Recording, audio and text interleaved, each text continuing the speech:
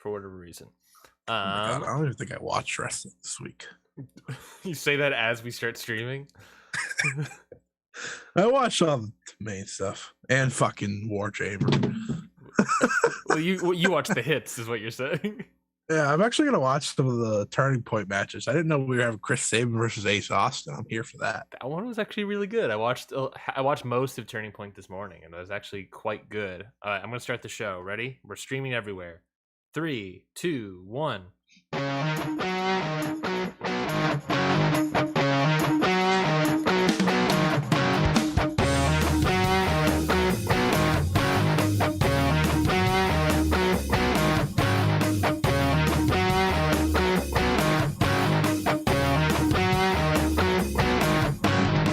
Hello, everybody, and welcome to Ring Post Radio, the only show that's here every Sunday morning. Rain is falling. That's right. I'm your resident.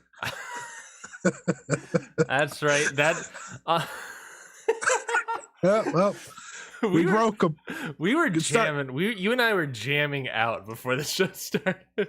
So I had some head bobbing going on. The first song, and then it was time for the Trap of the Valkyries and. We're in a weirdly good mood, and hopefully the show today won't sour us too much, of course. So let's talk about the WWE releases. Oh no! Oh man! I'm in a great mood though. How are you today? Yeah, I just twisted it on you. I asked you first. How freaking dare you, man? I am doing fairly fine. I'm feeling good. I worked a 6-day yesterday, so I'm loopy as hell. Then it's fine, making more money off of it. Going to the holidays. I bought plane tickets to go back to Maryland for the holidays to see family.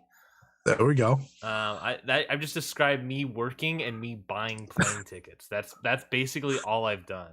That is life, actually. That is essentially life. But otherwise, I'm doing pretty good. How are you doing, Scotty? Oh, it's great. I worked until 12 last night. Well, technically this morning. Got home. I watched something. Can't remember. I'm watching a TV show, but I also have to watch wrestling too, because I don't know. The balance of watching normal television versus watching wrestling is I toss normal television in once a week. Yeah. Oh yeah. It's just a grind. Jesse and I just finished watching Invincible. That Amazon movie sounds like a movie. It was an Amazon TV show. It was like a animated. The superhero one. Yeah, the superhero one. We just finished that last night. Was it good? Oh my god, it's great, man. I guess I gotta watch it. I'm currently watching Arcane on Netflix, which is animated and pretty great. Got 100 on Rotten Tomatoes. Episode 1 of Invincible is one of the shows where it's okay, this is a normal television show. I can probably keep watching this. And then the final 5 minutes are so what the yeah, they're so bonkers insane that you're fuck, I gotta watch the rest of this. I have to know what's happening. Why? What? It's just I need to know. You just don't expect it, and it's so good. And then the last episode is just so unmitigated, relenting carnage, disdain. It's just wow, that sounds like WWE. That is a good transition, maybe, into unrelenting disdain for the people involved. Johnny Ace, baby. We got other news, of course. We got a bunch of topics to talk about today. We have good news.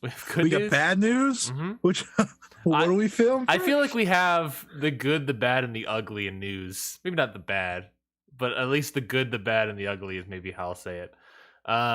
We also are going to talk about this WWE Survivor Series, which is happening tonight. So we're going to preview that show. We're also going to talk a little bit about Best of the Super Juniors, not World Tag League, because we're not talking about World Tag League. Get out of here. Come on now. I'm not talking about Hanma. You can't catch That's me. The person you get angry about. I don't know. That was the first person that came to my brain was Hanma. You ain't catching me talking about Ten Cozy. Hey now. That used to be a respectful team. You didn't see me talk about Yano and Tanahashi. That's fair. There we go. You can't get me there. I saw Tanahashi's hair the first night, and I was like, "Oh my god, what is happening?" He's done it again. And we're going to talk about War Chamber, MLW War Chamber, if we have the time. But of course, we got some news items to talk about. Scotty, again, it doesn't really quite quantify the good, the bad, and the ugly. But what would you like to talk about first? The good, the bad, or the ugly? Let's just fucking do the releases. I gotta get it off my chest. Okay, well then, of course, didn't even write down the day, but it doesn't matter. I mean, WWE released even more people 2 weeks. It was Thursday. It's Thursday. WWE released 2 more people. It's not 2 more people. 2? Shit ton more people. 2 weeks after they released a bunch of people following their quarterly report, where they announced that they got even more record profits, and they're expanding their guidance because they think they'll make even more money by the end of the year. Basically, WWE's raking in the dineros, but it doesn't matter for these people because they released a bunch more people. Scotty, what are we doing? What is WWE doing here, man? It's just I saw someone make a tweet. I don't remember who it was, but they said this is the response to having signed all those people over the last 5 years and not release anyone. And I was like, okay, I guess that's fair. But they got to the point where, okay, they released all the people they were just never going to use. Now we're at a point where we're just releasing people still. And every time a release happens now, I think the last one was okay, you released Keith Lee. I don't know if you guys know this. You could have used him. Released Karrion Kross. I mean, I'm not a big fan of him, but you definitely could have used him. Yada, yada, yada. And then this time comes around, and it's just a whole, oh, look at that. They just never gave a certain group a chance. I'm pretty sure at least one person on this list did ask for their release. Yeah, I would bet maybe 1 or 2, maybe 3. A couple names on this list just make me really sad. Yeah. And I guess we should talk about them. Sure. They released a bunch of different people. I'm just going to go through the entire list, and then we can talk about each of them individually, Scotty. They released John Morrison, Tegan Knox, Shane Thorne, Drake Maverick, Top Dollar, Isaiah Swerve Scott, Ashante the Adonis, and Jackson Riker. So let's start off here with John Morrison. He is someone that I would have suspected based off of the Taya Valkyrie situation that probably wanted to get released. The man moved across the country the week prior of his wife's release so that he can be with his wife more often. Then she gets released. I'm sure he probably was like, you're not doing anything with me. The Miz is still not really back, even though he can be back. And John Morrison was just like, yeah, I wouldn't be surprised if he asked for his release. What a waste of a run, huh? To me, John Morrison could have been, one of those high mid card, low main event guys easily for them. Yeah. And instead, what they did was they put him with the Miz again for his entire run. Yeah, he was there. The only time he wasn't with the Miz was at the end when they broke up and then Miz went to Dancing with the Stars, so they never had a feud. Mm-hmm. So, yeah, it makes sense why he wanted to leave. I mean, we don't know for a fact that he wanted to leave, but he definitely wanted to leave. I wouldn't be surprised. Come on. I would be surprised if he didn't ask for his release. Yeah, that is true. It's frustrating because it's so emblematic of what the company is that for the past decade, the company has been cryo frozen on stars and stuff. So they got John Morrison into a slotted position, and that, he left and came right back into that slotted position. This, no matter what he did outside, it doesn't matter. Lucha Underground, Impact, and all these other places, it doesn't really matter. He comes back in, is the exact same guy. It's just Vince McMahon don't give a damn. He don't. He just doesn't care. He doesn't get it anymore. Like, I can't say that enough. And I think a lot of us agree. Like, yes, for every Roman Reigns, like current incarnation of Roman Reigns, there's everything else. Like, we have gotten to a point where everyone says SmackDown. Well, not everyone, but people that watch say SmackDown is good. I'm like, no, Roman's good. That's it.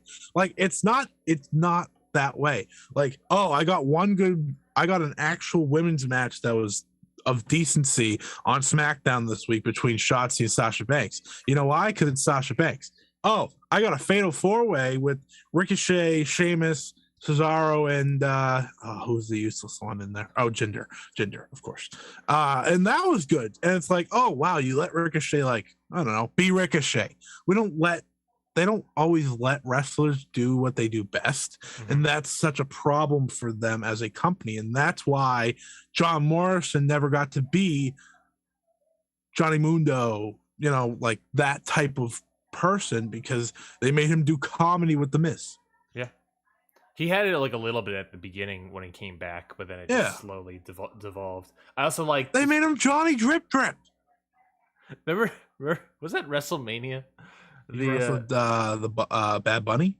No. What was the pay-per-view that had, was it SummerSlam? The Zombies? No, SummerSlam, where it had the Nestle Life water bit with Xavier Woods and John Morrison. Oh yeah, it was that. It was terrible. Just absolutely terrible. It's horrendous. He was involved. John Morrison was involved with 2 awful advertising crossovers of the zombie bit and the Nestle Life bit. I think, you know, John Morrison can easily find other places if he wants to continue wrestling. I wouldn't be surprised if he wants to. I mean, Impact feels like the spot. Impact feels like the easy spot. He can easily go back to AAA if he so wanted to. MLW, I think he worked a couple shots in. I mean, his usual stomping grounds, I'm sure, will allow him back. I would not be surprised. I'm sure he'd be interested in doing Azteca Underground. Oh yeah, I totally forgot that they have all that connection. So I wouldn't be surprised if MLW tries to bring him in on that basis. And then we get Taya into their new, trying to upstart women's division. Good top name to have. Yeah. Tegan Knox, speaking of about top names to have, Tegan Knox also released. I think Tegan Knox had a little bit of... sad. Yeah, that's fair. I think Tegan Knox had a little bit of the Kenta issue, in the sense that, you know, hot signing, want to push them, gets super injured, comes back, gets super injured again, and then they just kind of don't really do nothing with them. I'm actually kind of glad that Tegan Knox got released, in the sense that Kento is there doing nothing for way longer. Tegan, at least she can go out and do something, and maybe do something. Same sort of thing like we talked about with Ember Moon, Mia Yim. If AEW or any company wants to pick her up, Tegan Knox up, easily top 5 of your promotion right off the bat. Yeah, she's so good, and she had the worst luck I think I've ever seen someone have. Like, you know, she shatters her knee in a tournament she's going to win. Yeah. People forget she was going to win the Mae Young Classic. Like, that was a fact. She was going to be that one in NXT for probably a couple of years. I mean, back then, she was going to be that one. And what happened to her, honestly, ended up propelling Rhea Ripley to new heights. It gave Toni Storm the ultimate Mae Young Classic win. It changed so many things. And I think even though she, you know, has all these injuries to her name, Nixon Newell, which is, of course, her name, not in WWE. I thought Tegan Knox was actually one of the few good names they ever gave someone. What about just Knox, which is what her SmackDown name was? Just Knox? Yeah, we don't talk about that. I think she still has all this potential in the world. She's still very young. She's talked to like Chris Brooks of DDT about wrestling him already, and they're friends and whatnot. So I think she is not only ready to go, but I think she's gonna go everywhere and anywhere. And I think you made a great point. if AEW or someone were able to add her, instant top 5. She's, as somehow, even with, all these reconstructive knee surgeries, she's still very good. So still very good. I just hope the best for her, because I think, like you said, this is a situation where it's hard to fully blame WWE. Like, yes, you don't want to release people, but at the same time, like, they wanted her to be a star, and it just, or at least at luck. one point in time they wanted her to be a star. I think Triple H always wanted her to be a star. Like, I think when she came back this last time, he was going to push her. Remember, he gave her this whole like the Dakota Kai and they called her right up. Yeah. So, like, Triple H always believed in her, and I think a lot of fans did too. She's an easy person to get behind, very likable, and it's just, it sucks that it went the way it is, but you make a good point. She's not going to get stuck there. Now she can go revamp her career and actually have, a good rest of the way. I don't know where she goes, but she's one of the she's one of the most interesting free agents to me. When it comes to the women's side, she's probably like top 3 of the names that have been released, maybe top 2, like her and Ember, for me. Oh yeah, I think she is easily someone that I think she's definitely going to get signed to an American promotion. It's just a matter of who or what. I think AEW. The problem is like AEW. We've talked about this all the time. Like, AEW is already flooded with talent, but the women's is always like, I was about to say, the women's division could always need more. I mean, look what Soho's already kind of doing with the women's division. Add a couple more spots in there, that could be pretty great. And I think Tegan has that, like, I don't want to say ace, but like that top baby face potential. She has that. I know what you're talking about. That, like, she's got the baby face thing, but the baby face confidence. Yeah. Of that, like, that an ace would have. Yeah. Yeah. Which is like I think that's a big thing to have. Like, not a lot of people have that. Yes, I am watching the cat. Don't you worry. the background. It's just such a good trait to have, and I'm excited to see her do whatever she does end up doing. But of course, we can continue on. We have a couple more to talk about. Shane Thorne, the former Slapjack, has been released. Let's talk about a guy that if he didn't ask for his release, then I don't know what he was doing. He's collecting a paycheck is what he was doing. New Japan Strong, off the top of my head. Yeah. Instantly.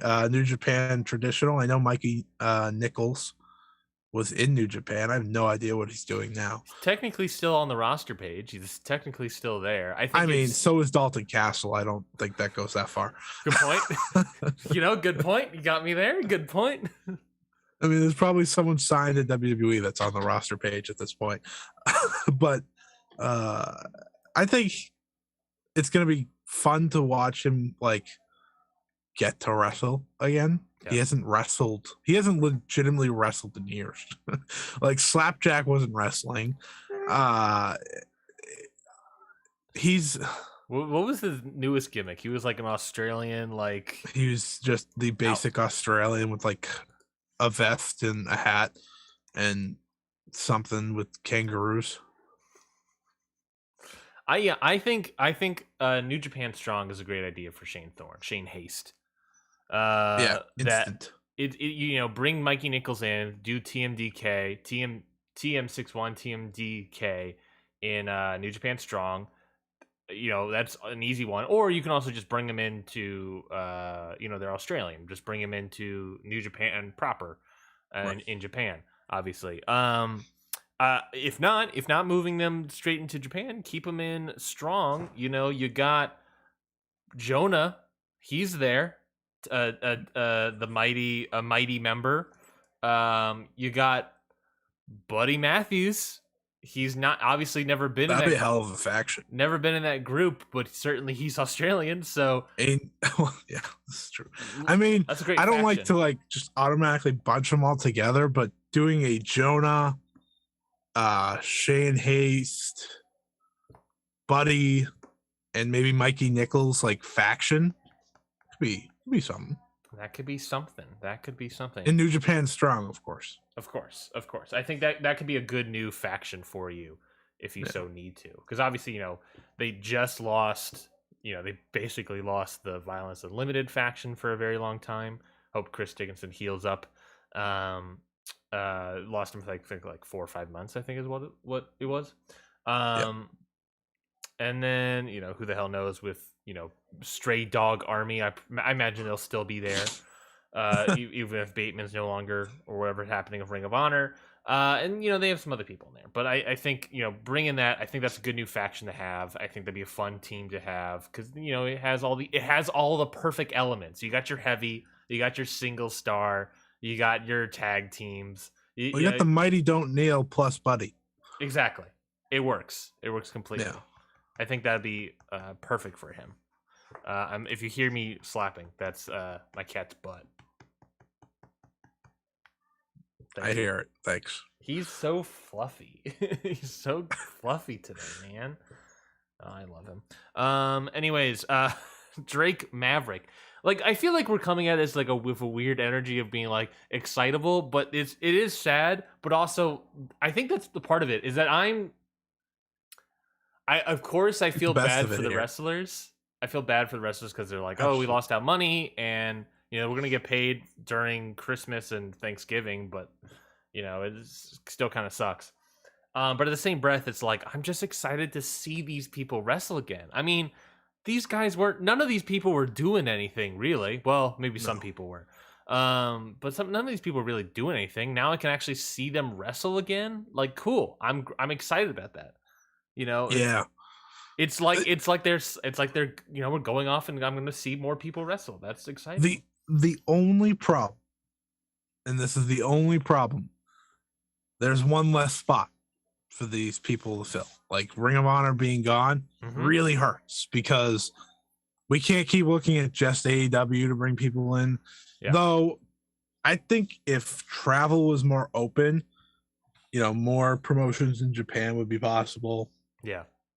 And so on and so forth and everywhere else. I'm just going back to like Tegan Knox and even to an extent Drake Maverick. I mean, you have, before they got signed, the British scene was for lack of a better term popping.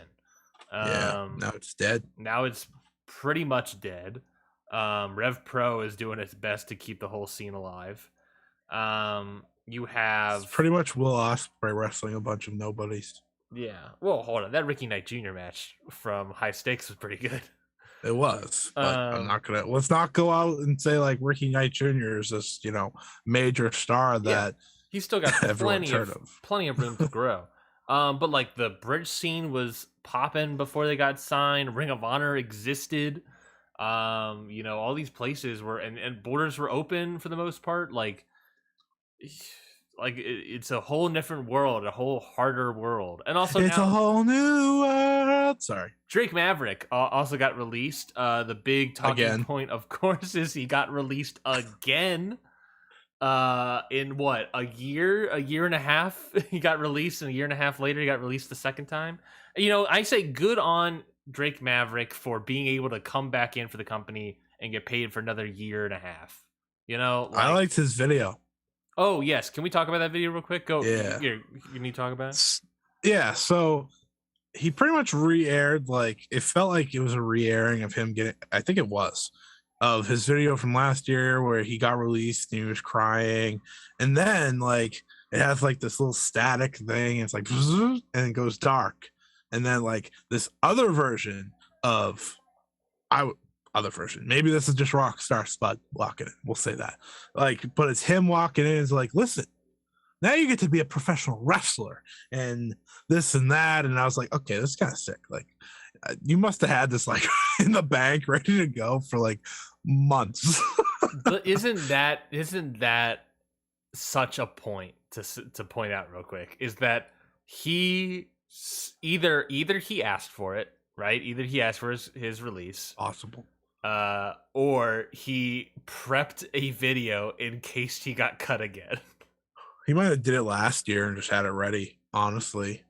Maybe he was going to release that at one point, and then he got re-signed. He was friends with EC3, so he certainly, the video itself had that control your own narrative vibe. Oh, already. Please no. Oh, please don't. Please don't. No. Maybe maybe for a fact that that Rockstar Spud is coming in to wrestle EC3 at the Control Your Narrative 4. Oh, cool. I still won't watch it. Maybe Spud can remind EC3 how to be entertaining. Or good. So I'm anyway. So I hope Spud goes back to Impact. I wouldn't be surprised. So hold on. He's done. I broke him again. I've been watching Ring of Honor as you know, and where EC3 is. Oh, they're calling the what is happening to Ring of Honor, the whole getting rid of everything and restarting everything. They're calling it the Great Imagining, and it's sort of EC3 thing, saying they're kind of implying that like EC3 is doing this. It's like doing the great reimagining. Oh my god! If they let EC3 run Ring of Honor, no, they're not gonna make him consider it dead. They're not gonna make him run Ring of Honor. Consider it dead. They're just doing this thing about like he's like I'm gonna it's all about control your narrative and restarting and doing these things. And he's like really pushing for it in the main event of a show for that he has no connection to the main event.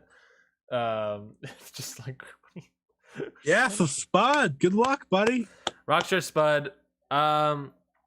Yeah, no, I think Impact maybe. I think Ring of Honor is maybe.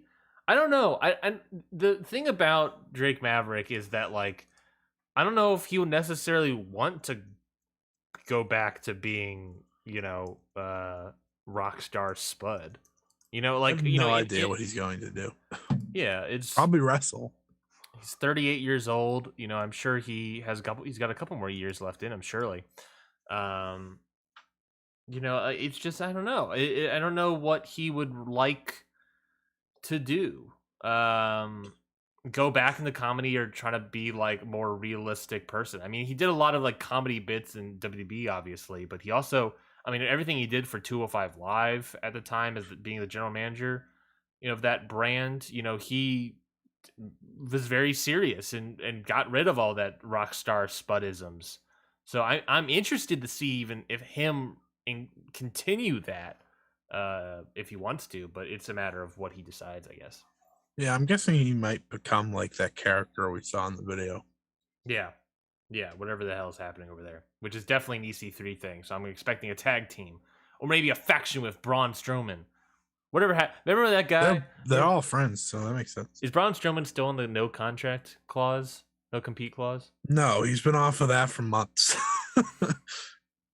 Like that ended a long time ago.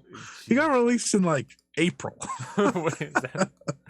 I know there's been a lot of releases. They all kind of bunched together, but he's free as can be. I'm gonna look that up real quick because you kidding me? You kidding me that this man is no one wants to pick him up? Not a single person. Well, Impact did. They just couldn't pay him. Yeah, that's probably definitely it. He wrestled once and it was for Free the Narrative 2. Yeah, I guess he got released in like May or June or something. Yeah, he's definitely up. God, no one. Yeah, he's overpriced. He's overpriced, is what he is. He sees himself as something he's not. Speaking of seeing himself as something he's not, hit roll. Top Dollar Hero was released along with Isaiah Swerve Scott and Ashante the Adonis. Yeah, listen, I only want to make one point about one of these people so I can get through Top Dollar. Dude is an idiot. I feel bad because I don't want anyone to lose their job, but dude's an idiot. He thought he was too big for his fucking everything. The fact that Vince wanted to push him at any point is ridiculous to me. He sucks. He wasn't very good in the ring. Good for him for standing up for Beefab. I liked that. That was one thing I took away from this. Good for him, because like I agree, she shouldn't have been released. But look at Hit Row now. You've made the rest of them get released. And otherwise, Top Dollar, go do other stuff. The reports that came out of this release, there's so many reports of Top Dollar having a bunch of heat backstage, like you said, Beefab gets released. He's calling upper management, saying that they made a mistake. Just saying that he's gotten too comfortable. He's got an ego, and then all the Twitter nonsense too. With the Young Bucks, beefing with the Young Bucks, making kind of an offensive rap about Jinder Mahal, and then arguing with other people about what a Maharaja is. Like this guy. Yeah, something tells me you're better off without him. I think I was listening to like the Flagship, and they said a point where it was just like, it's like, yes, the Beefab point is like respectable, but in the same breath, it's like, any sort of like rookie calling up the general manager and be like, oh, I don't agree with you. It's like, look, man, if you're let's just say, if you were like Tom Brady, yeah, sure, you can maybe make that call, but you're fucking top dollar. Sir, you were a host of a TV show. You were there were talks of him. Football player. He was a former football player. He was the host of a television show or for A&E about that, that storage war, whatever the hell that was. There was talks of him being a host of Raw Talk.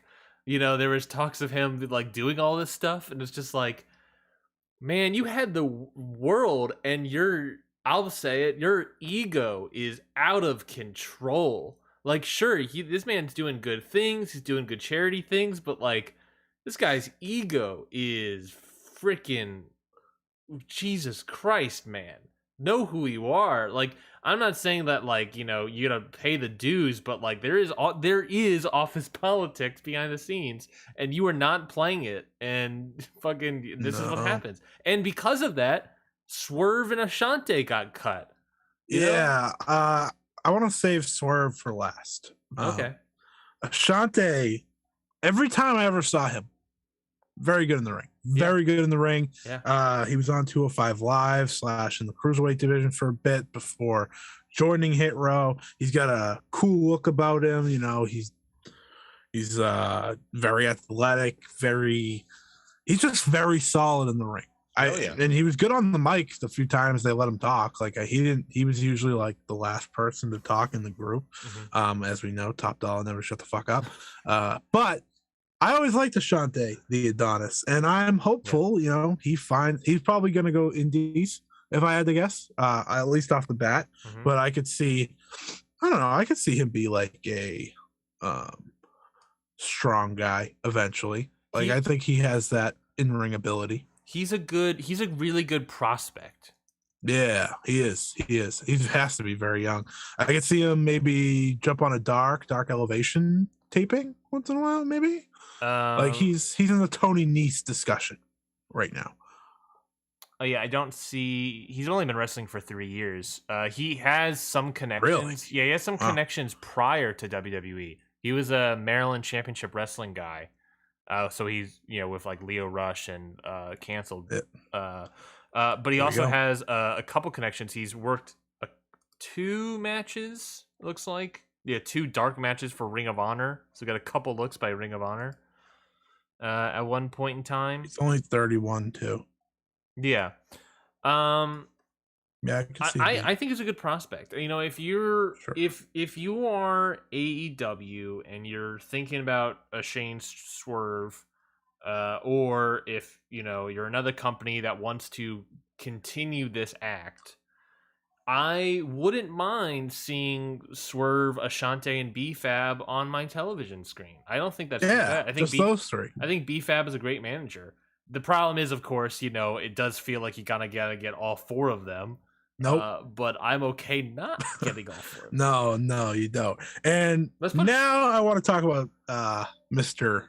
Swerve. Real quickly, can we let's put Ashante in the Acclaimed. Ooh, I like that. Yeah, with Beefab. So that's actually funny that now that we're going to talk about Swerve, I have some thoughts here. Sure. Okay, Swerve, Isaiah Swerve Scott, former NXT North American champion. I think one of the most underutilized guys NXT's had. Yeah. In terms of name, he had a name. heading into NXT. Like, he had a name, Shane Strickland, for those who don't know. It took a while for him to get there. It took him till Hit Row, but he had some great matches, whether it was against Santos Escobar. He was in the breakout tournament. He just everything about him is a star. Everything about him is a star. I think Shane Strickland, in terms of where he goes next, truly anywhere. He's the one name out of this list that I'm like, okay, if AEW wanted to consider anyone to sign from these guys, it's Shane Strickland. Sky's the limit. Sky's the limit. He just has all the charisma. He's incredible in the ring. When he was released, I was posting some stuff for people to check out of him. His wrestling when he was in Lucha Underground is Kill Shot. Great. Great. He was awesome as Kill Shot. Shane Strickland's a former MLW world champion. People forget. He beat Matt Riddle for that title. Just saying. Great match there, actually. If anyone wants to check that out, that's on YouTube, as is pretty much everything MLW's ever done. That's not a shot. It's not a shot. Shane Strickland. We got shots for MLW now. Shane Strickland should be a main event star wherever he goes. Yeah. I always had hope that he could eventually get there. I thought he should have been NXT champion. He just, everything about him. He's the full package, and he's young. He's very young. Like, if you're signing him, you instantly one of your future guys. Like, I know in AEW especially, we talk about the pillars and whatnot, and he's 31. So he would be, to me, like adding an Adam Cole. I know Adam Cole's a different entity because Adam Cole is just this massively over guy, and he has been for a decade now, pretty much. But Swerve also knows how to get over. He has the charisma to get himself over just as much. He's like a Ricky Starks type as well. But there you go. I thought instantly, I was like, Shane Strickland and Team Taz as their main eventer, or as like him and Ricky Starks main eventing / mid card, whatever. I was like, I could do this. And Powerhouse Hobbs, of course. Powerhouse is different from those two because him in a tag team. Powerhouse. Him in a tag team with Hobbs. Him in a tag team. Yeah. Oh, like, come on. I think he would be a great Team Taz, but I think Team Taz needs people. I was thinking of Shane Strickland versus Leo Rush the other day. Just put that on a Dynamite. I was like, oh my God. That'd be amazing. Shane Strickland versus literally anyone on the AEW roster. I haven't said this on audio. I said this because Mikey and I recorded Happy Hour. Then immediately afterwards, we got offline, and I saw that Sean Rossap tweeted the releases. And I was like, uh-oh. I said to Mikey afterwards that I like the idea of a Shane Swerve tag team with Leo Rush. And that is how you get Darius Martin back in the mix. You know, the problem you continue the tag team with Leo Rush and Dante, then you get, you start try to turn him heel or whatever officially, and then like Darius can come in, and then in February Swerve can come in, and then that's a good mix right there. There's also, you can just wait 2 weeks and you can do a Keith Lee Swerve tag team. But that's the thing. That's the thing, is that sky's the limit. If he doesn't get signed by AEW, MLW will easily want to pick him up. He has the history in MLW. MLW will 100% pick up Top Dollar and Ashante and Beefab. I think they would 100% pick up that entire. I honestly don't think Top Dollar stays in wrestling. He shouldn't. He shouldn't, because he doesn't understand what it is. I think MLW is a company that would pick up all four of them in like I think they would do that. Yeah. Do you have any thoughts about all of Hit Row lasting this long? It makes me sad. I thought Hit Row had so much potential. The first time they showed up on the main roster, I was like, see, like, as a group, they can be stars. I mean, I feel like if you watch Hit Row. If you watched them on TV, you instantly thought, Beefab can be a star. Like, she's not great in the ring, but she has the charisma to, stand out. And Swerve, like, Swerve literally just stands there and has the charisma. Like, he oftentimes for Hit Row, he wouldn't talk. He would just be the centerpiece while everyone else talked because he didn't need to. And I always thought they should have made it. I was interested to see him and Ashante team up because that was supposedly what they were going to do with them. And Top Doll was going to be whatever the fuck. But I always thought they were going to be a great tag team. I wanted to see them against the Usos. Like, I thought that would have been a great match. Hit Row never got the life it deserved on the main roster. And really, it died when they released Beefab. Like, it had no hope once Beefab was released, in my opinion, because that wasn't Hit Row anymore. Well, like, she made a lot of it.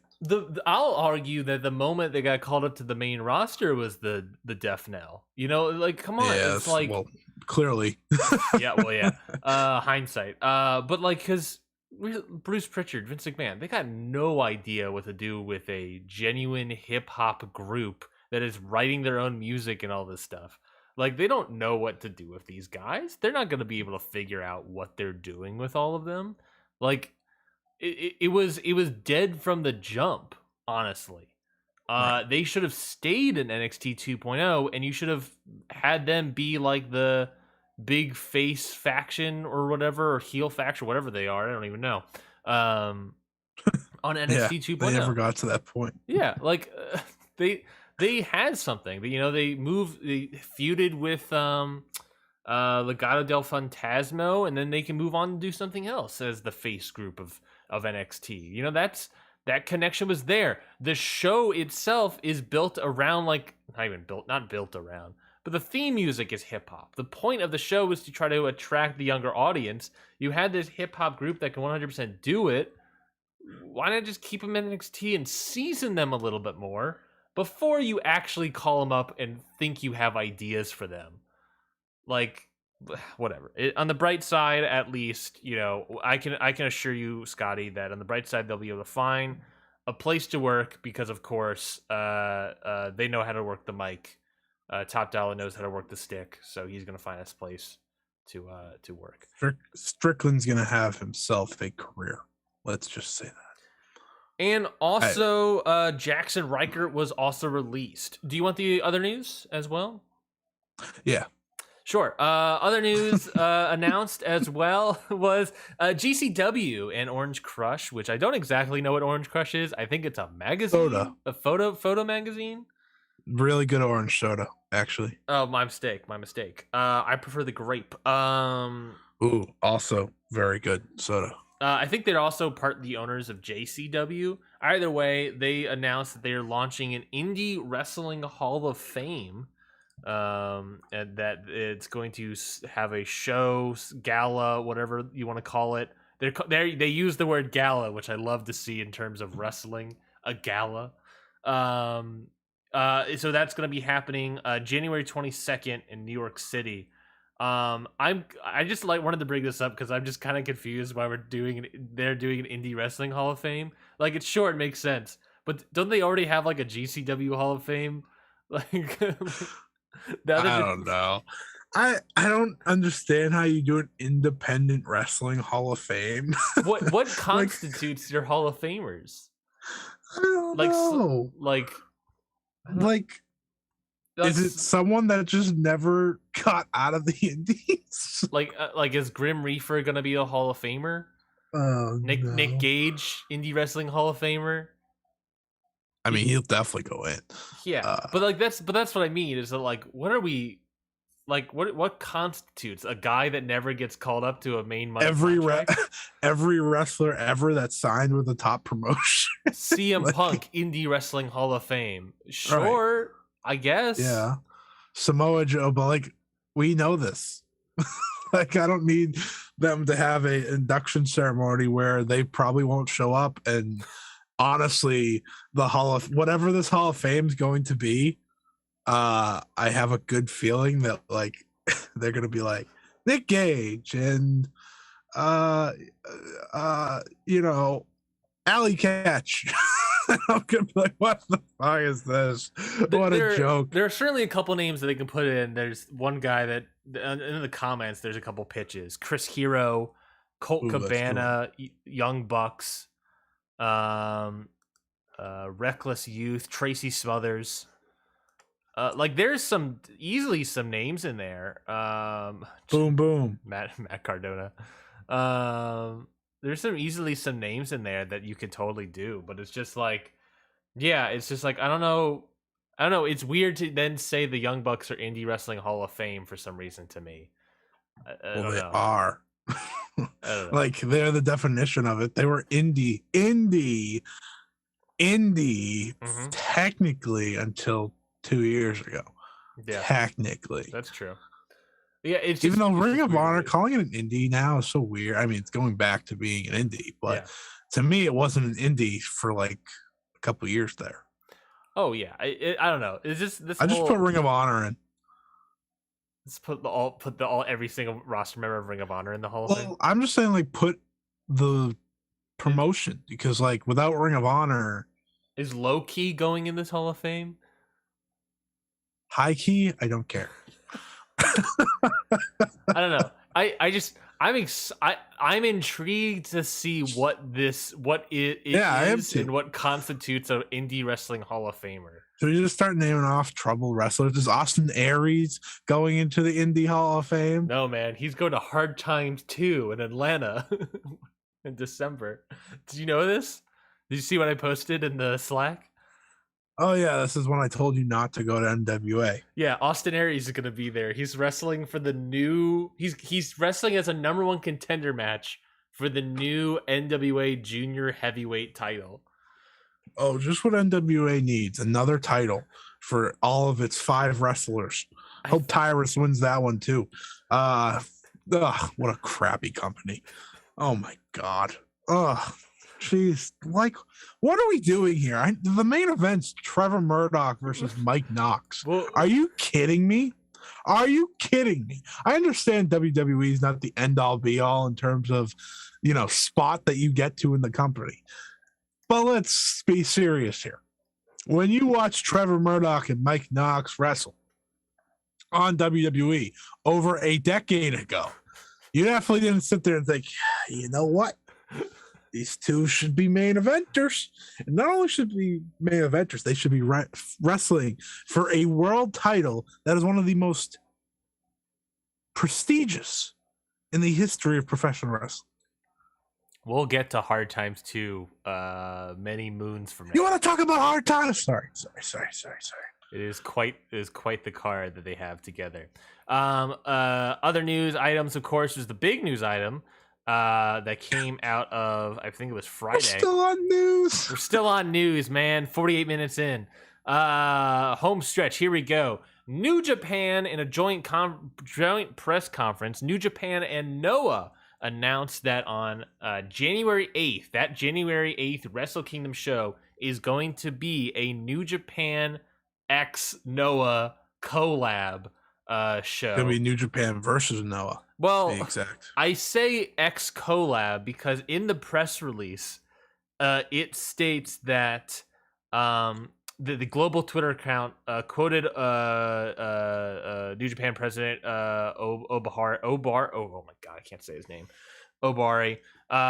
He said that the match card is yet to be announced. New Japan and Noah wrestlers have their own histories and backgrounds. It's up to them whether they want to face off or even join together. This company really said it's going to be maybe, while putting out a poster that says New Japan versus Noah. I don't want to hear it. It's New Japan versus Noah. What will we see? First of all, the most enjoyable news of the entire week is that New Japan got their heads out of their asses and said, you know what? Maybe we can work with people again and not try to buy them. like they did with Noah once upon a time when they had a relationship. Of course, as Voices of Wrestling reported in their Patreon, credit to them, this is only the beginning, it sounds like, of New Japan wanting to work with other companies as part of the 50th anniversary. They've already talked to DDT, Shingo, has been told about Dragon Gate or is helping with the Dragon Gate possibility. Liger's talking to Tajiri about NJPW. Mm-hmm.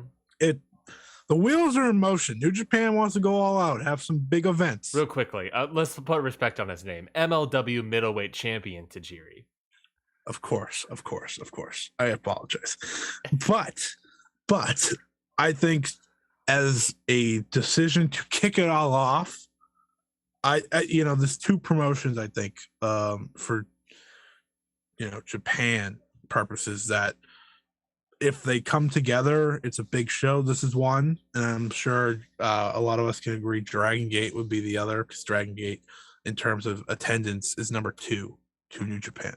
Mm-hmm. So first off that, when it comes to Noah, I mean, they have the names.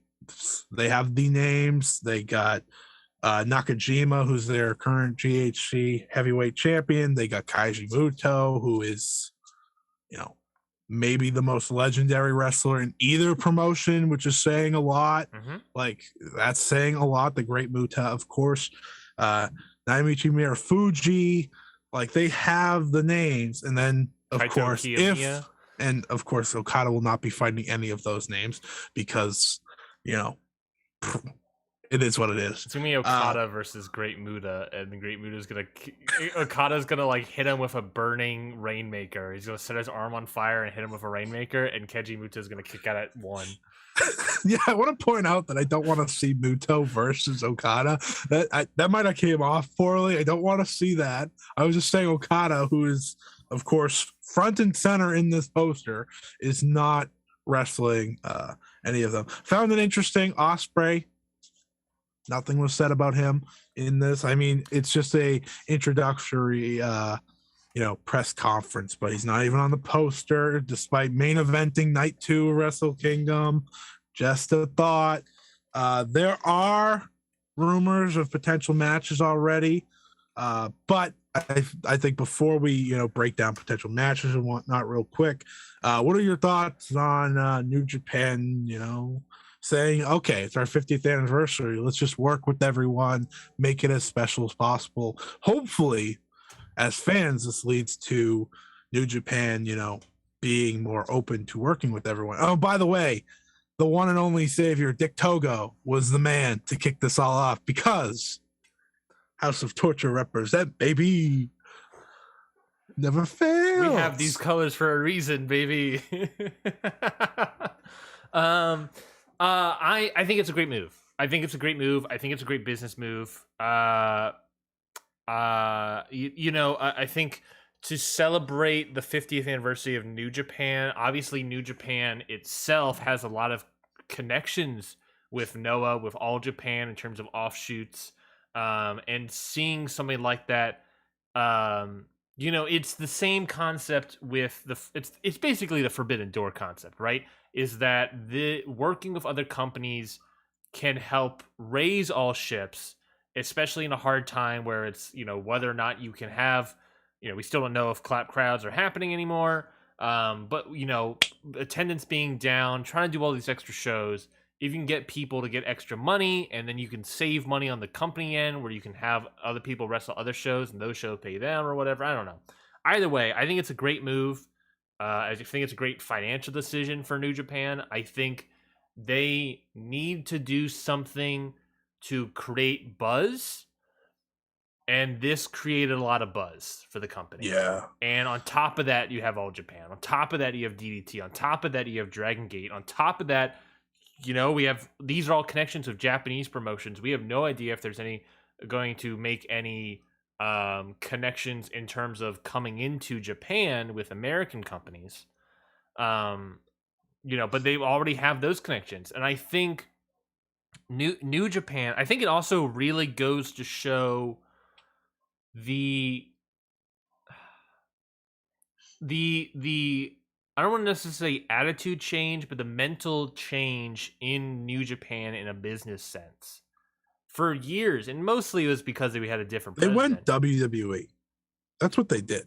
They went WWE in terms of they started to try to buy lower companies rather than work with them. They didn't want to work with it. And that's why for was it been 5 years maybe since they've worked with Noah or anyone? Like it's been a while.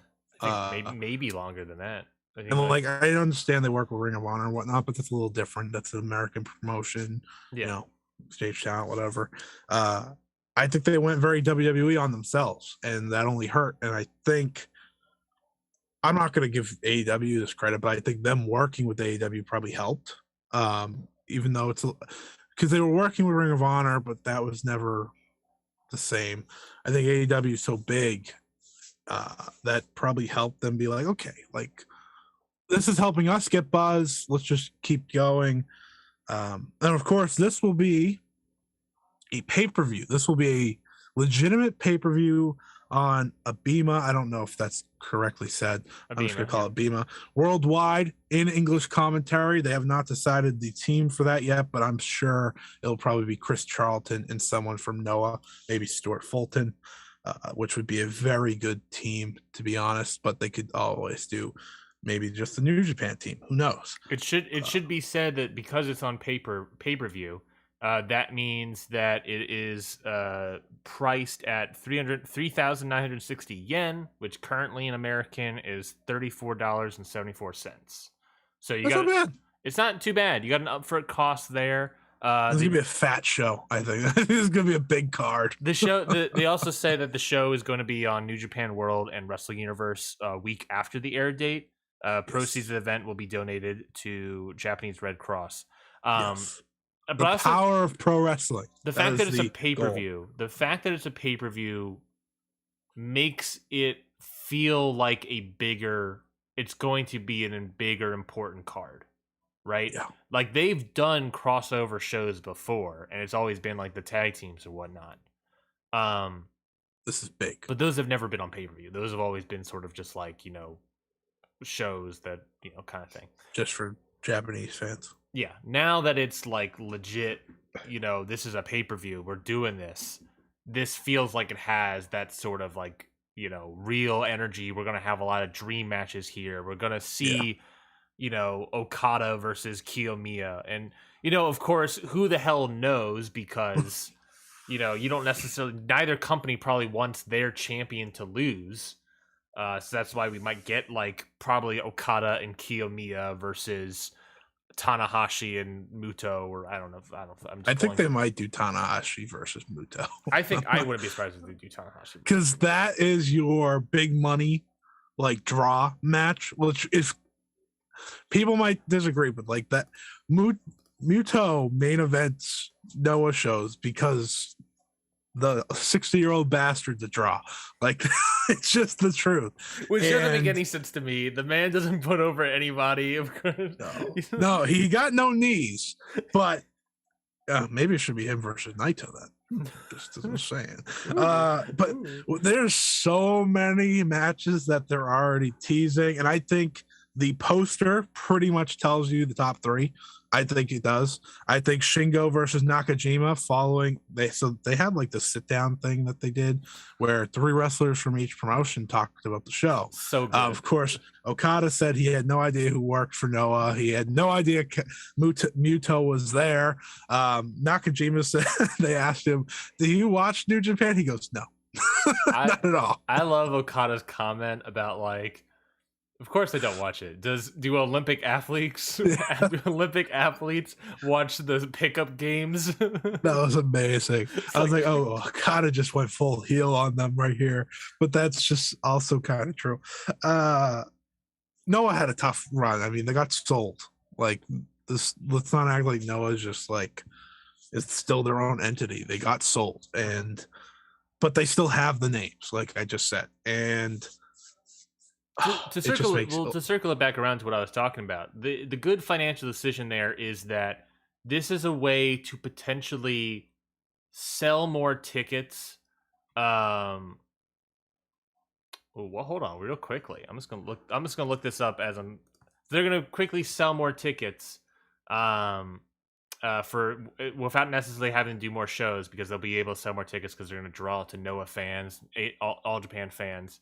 I'm going to look up something real quick if you want to just talk, give any other final thoughts about Yeah. So, I mean, instantly start thinking about who does Kenta of all people, wrestle, of course, because he has the Noah relationship a little bit, aka Kent spent pretty much the majority of his peak in Noah, which I think a lot of us knew if you follow Kenta at all. But based off the poster, it's going to be Okada versus Kiyomiya, Tanahashi versus Muto, and Shingo Takagi versus Katsuhiko Nakajima, which, I mean, currently they're both the world champions, but I will say I think this event kind of tells me who's not going to be champion anymore. I think Shingo indeed will be losing. I know Marufuji and Osprey want to work together, I read. There's a lot of just crazy possibilities here. They want to do an all-star tag. Hiroki Goto challenged Takashi Sugiura on Twitter. So it's very weird because this is one show and pretty much everyone wants a singles match. Naito and Kino are probably going to wrestle. There's just so much here. And then there's the aspect of who loses, who wins. Okada wins, LOL, just to, start that off. But as a wrestling fan, this is just a show that has to excite anyone, really, in my opinion.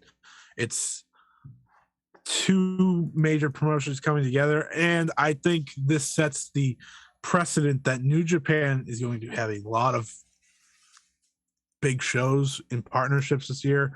I'm sure as long as they can, the Dragon Gate one, NJPW one will probably happen, so on and so forth. And Ryan, I think it's safe to say we'll probably get a New Japan versus AEW show somewhere in 2022 as well. It has that energy. It certainly has that energy for a New Japan versus AEW show. I'm still looking up something. There was news there was someone in the chat posted something. The wrestler may have passed away, but I'm just seeing if I can find a link. I can't find the link. So if the person, what happened? Joe Smith, wants to send me a link, I don't know, because I can't find if it's real or not, because I don't see any news about it anywhere. So we'll just keep it on the back burner. Let's just continue doing the show. Is it someone I should know? It's not. Don't worry about it. It might not be real. That's what I'm saying. I'm not going to bring it up yet because I don't know if it's real or not. I can't find the evidence. So I'm going to move on. Let's move on. Let's talk about New Japan. Let's continue the New Japan discussion. Let's talk about Best of the Super Juniors. BOSJ. So what have you watched between Best of the Super Juniors and World Tag League? I've watched none of World Tag League, even though I plan to watch some of it. I definitely watched all of the first day, and I think I picked and choose a few other matches, but I have my general thoughts about certain wrestlers so far and the way the tournament's going. So really, I guess we could talk about a few matches, but mostly how wrestlers are performing. Yeah. Let's go. Yeah, let's go through the wrestlers that are performing. Let's just get your quick thoughts on all of them. Obviously, it's not necessarily a kind of round robin, but instead of two different blocks, it's just one block, and everyone's going to face each other. So it's kind of, I don't know. I feel like that's kind of nice. I kind of like that. I know Hiromu and Desperado wrestled today. Apparently, that was amazing. Apparently, that was really good. I can't say I'm shocked. They kind of have that chemistry. They tend to do that. They do. And this is probably the only time they'll wrestle in the tournament, assuming the champion doesn't get to the finals. So, intriguing. Let me list you some names of wrestlers, and I just want to get some quick, pithy thoughts from you about how do you think they're doing so far in the tournament. Sure, Sound like a good plan? Sure. Okay. Bushi, starting off strong. Bushi. I think Bushi's just such a solid name to have in all these tournaments every year, because he's not bad, he's not the best, but he's exciting. He got the high flying down, he has a cool look. I mean, he's been fine. I can't believe you started with BOSJ. I was not ready for BOSJ. I was expecting, like, I don't know, one of the main players of the juniors division nowadays, but it's fine. Fine, I can get you a main player. What do you think about Hiromu so far?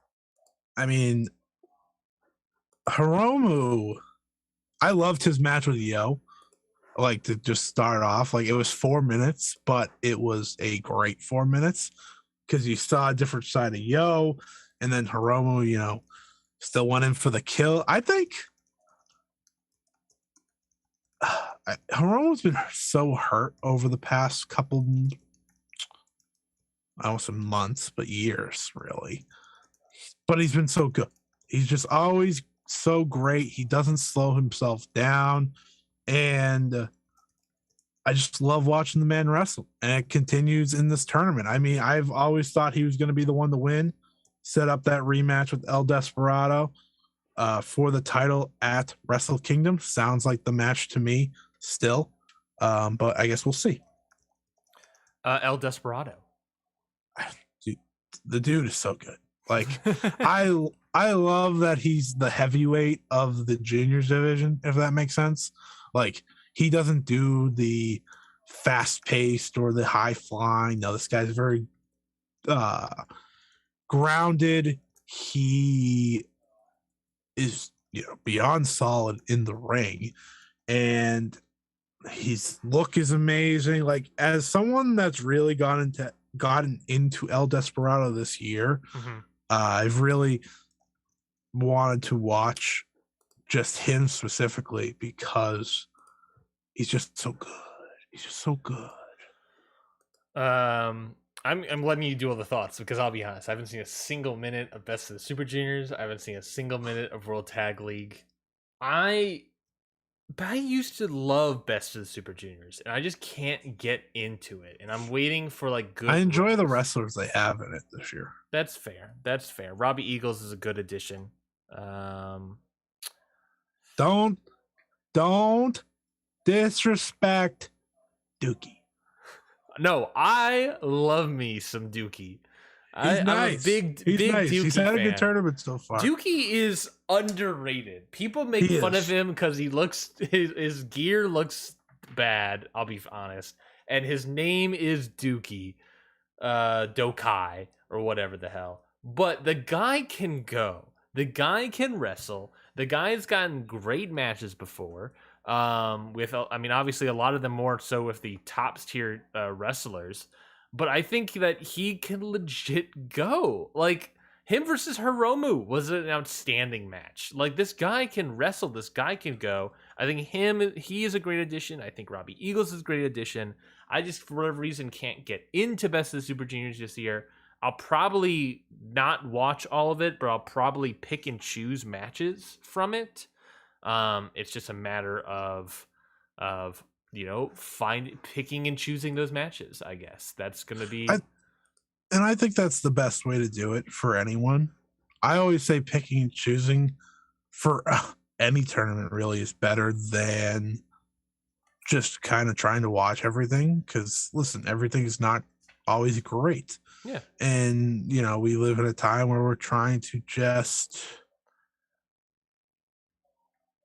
watch as much as we can, but at the same time, watch quality. And I do have this thought actually about, I wanted to talk about Yo and Show real quick. Show and Yo, whichever you prefer. Sure. Of course, they're not a tag team anymore, but to me, they're my most favorite story to follow because one, I think they're both very talented. I think they both should be wrestling for and eventually winning the IWGP Junior Heavyweight Championship. I don't think it always just needs to be Hiromu. And I think I know a lot of people get angry about Show and him doing the House of Torture stuff now with, exactly. But he's very good. I think it helps. Like, I know people really hate the interference and whatnot, but I don't know, you need heels in wrestling, and I think they're very good at it because they piss people off, and Show has a good look, all that. And eventually, I think if Show were to win the IWGP Junior Heavyweight title, maybe whether he wins this tournament or not, and down the line, that's how Yo wins his first. I think that's a perfect story to tell, and I think Yo is still trying to find himself now as a single star. I mean, he had that injury and then he came back, and it's been a weird thing. He was already a new character, but now he's trying to fully be himself. So big fan of them. I think they have been the ones I've most been looking forward to watching this tournament. I haven't watched it all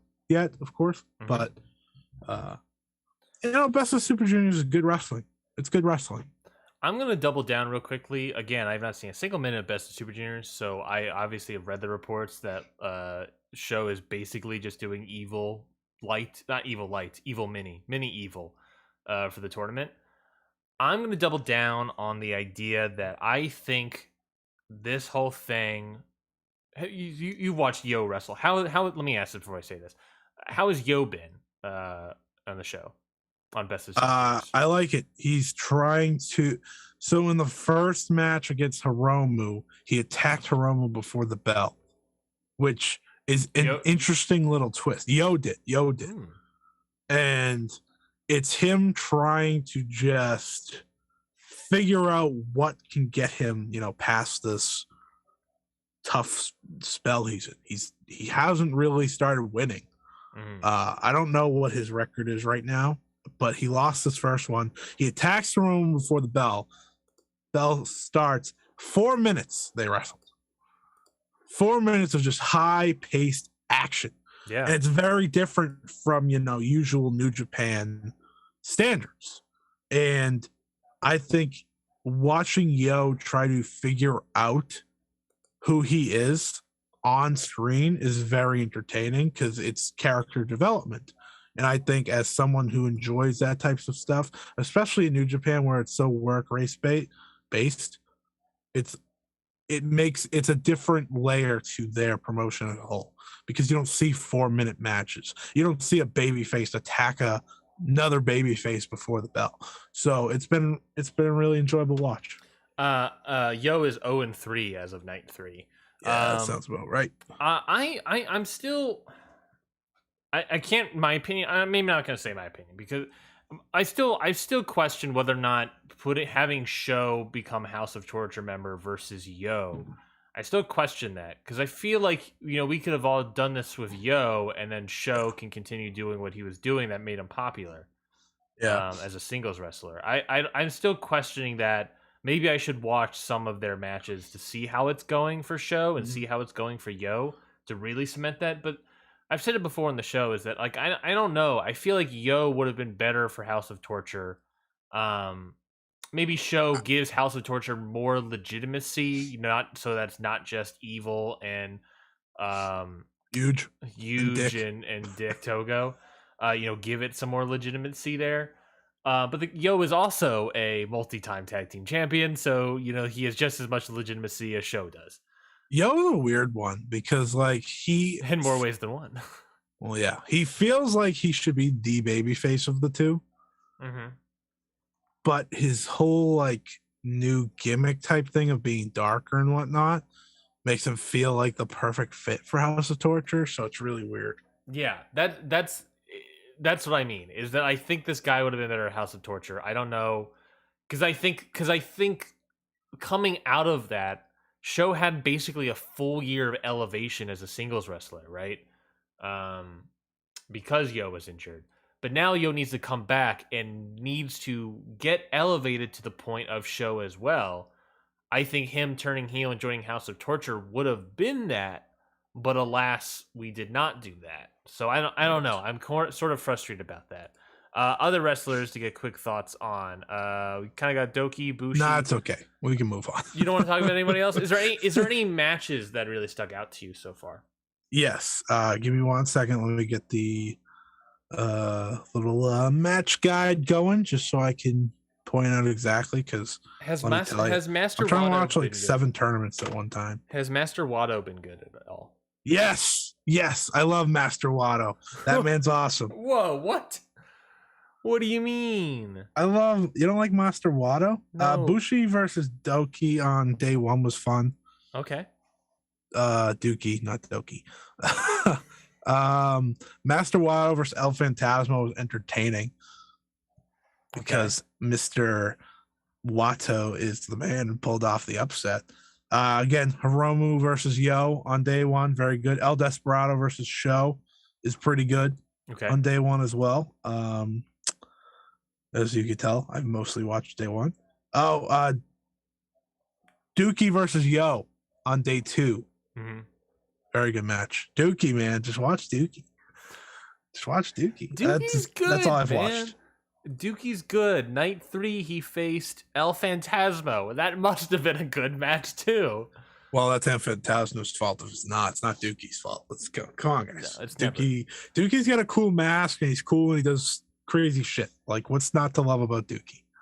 I think the problem of my interest in Best of Super Juniors and World Tag League is not only because they're put together. Leo Rush wasn't in it. Me too, personally. I wanted Leo Rush in it too. Put Chris Bay in there, man. Should have. No, it's more so just the thing of the fact that it was basically the first thing right after G1. You know, obviously we had the Power Struggle sort of intermediate event. But it's a lot. It's a lot of tournament. It's a lot of tournament stuff. I mean, we saw the burnout from tournaments in 2020, and the fact, and you know, it's no fault. I mean, it is what it is that the Olympics pushed back the G1 climax, and so presumably we'll be back to the summer next year. But yeah, I'm just sort of. It's like I get burnt out. I watched G1 climax all the way through. And it's like, okay, I don't know if I can just watch all these juniors do basically the same thing real quick. And then World Tag. Hey, now, no one does what Dookie does. That's fair. That's fair. No one does what many of these juniors do. I'm still. I don't know. It's just I'm still burnt out from the. You get tournament fatigue. Yeah. It's just very fair. I also do because I've been trying to watch some of the DDT tournament, which is just their version of the G1. And I've just looked at it in my match guide. I'm like, maybe I'll get to it. Maybe I won't. We'll see. Yeah. I don't know. Yeah. It's a lot of tournaments in a very small amount of time. And Noah did theirs, and I did not watch all of it because I did not care about all of it. But they had Nakajima versus Kino in the finals, and I think that's one of the best matches of the year. Yeah, I heard of it. And now I have to watch the juniors wrestle, and I'm like, I don't know if I can watch El Phantasmo do anything. But Master Wato, baby, that's my man. That's my man. We love Master Wato. Say it. Moving on to WWE Survivor Series.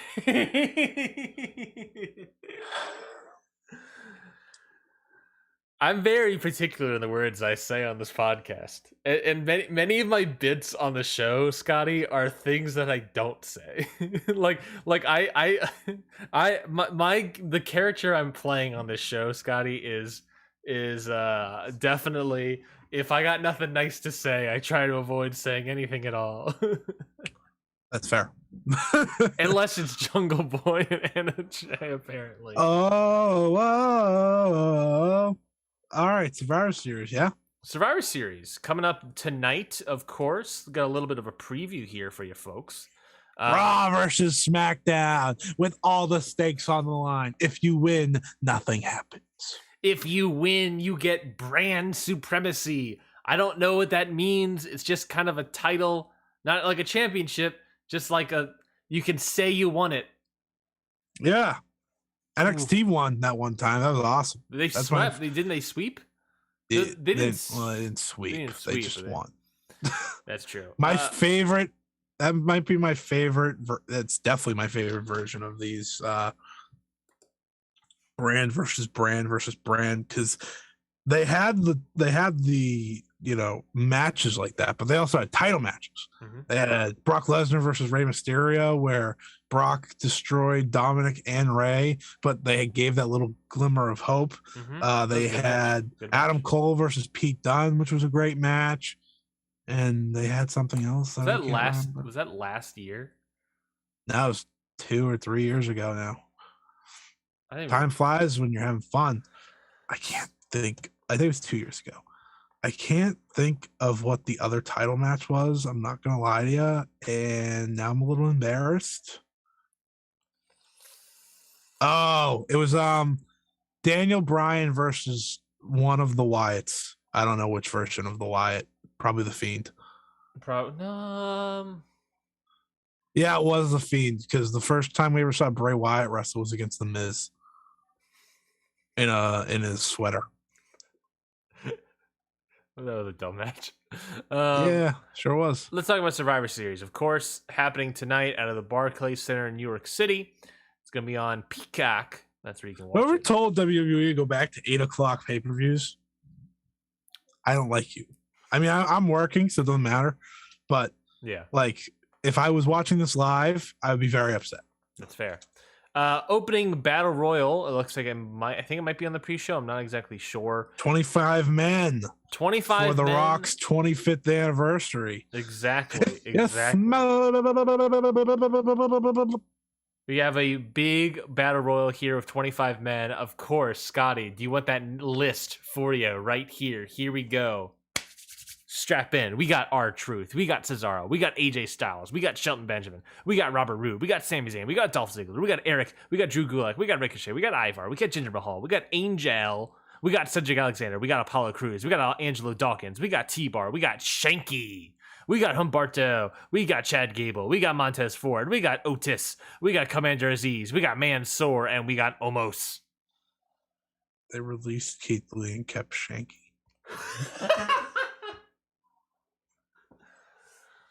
What a fucking company. 25 people for the 25 people they released in the past 2 weeks. Ooh, that's harsh. I don't know if that's accurate. True. I don't know if that's accurate, completely accurate. Pretty close. Do you have any picks for this 25th anniversary of The Rock Battle Royal? Which again, Sami Zayn's up there. There's no evidence that The Rock will be at the show. There's not a chance, probably. They would have announced if The Rock was going to be there. That's a good point. That's a great point. Like, they need to sell tickets. They can't be like, will he be there? No, they need to sell tickets. Yeah, let me look up WrestleTix to see how many tickets. You just said so many things. I mean, I know they're doing terrible for Raw tomorrow, but I mean, come on. Sami Zayn.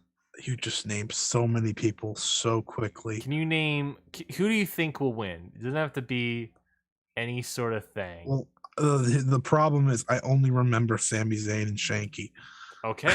Final two. Sami Zayn versus Shanky. Who wins the Battle Royal?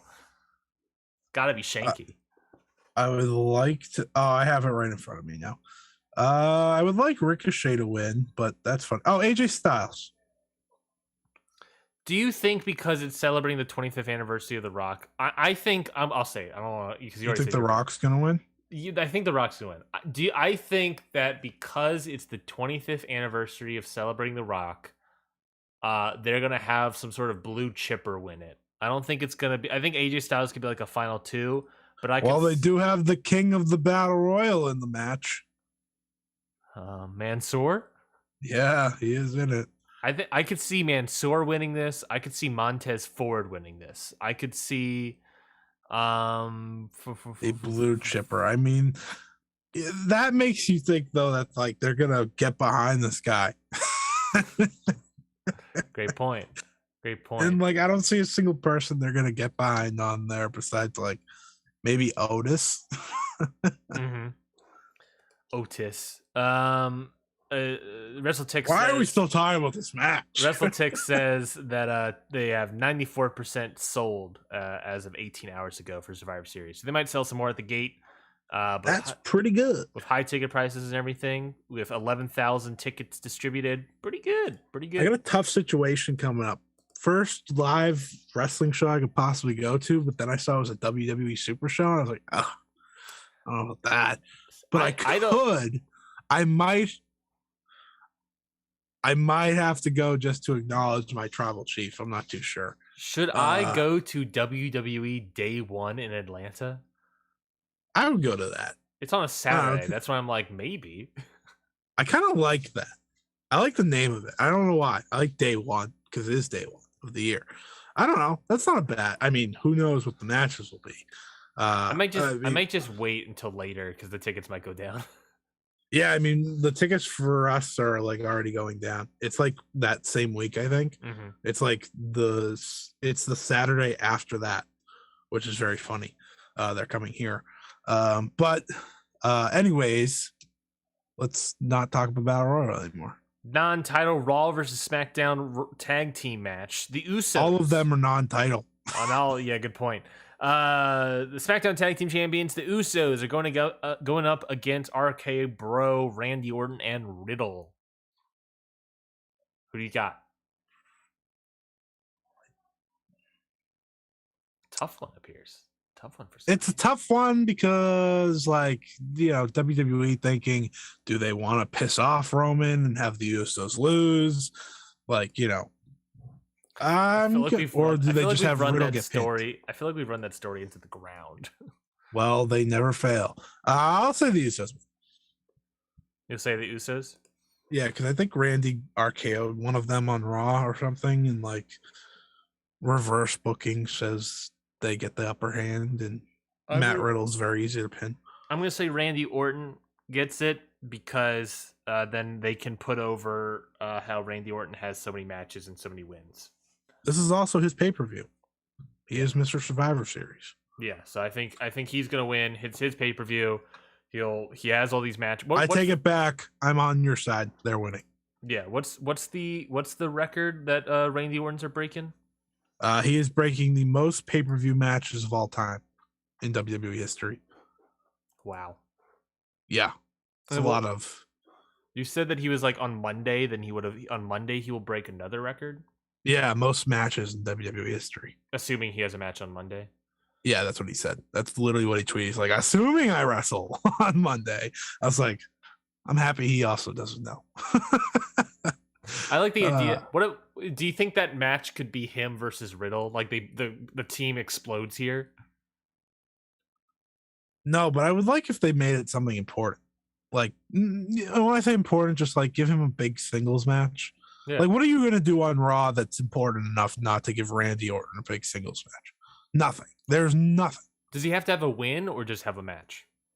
Just have a match. Get him in a world title match against Big E.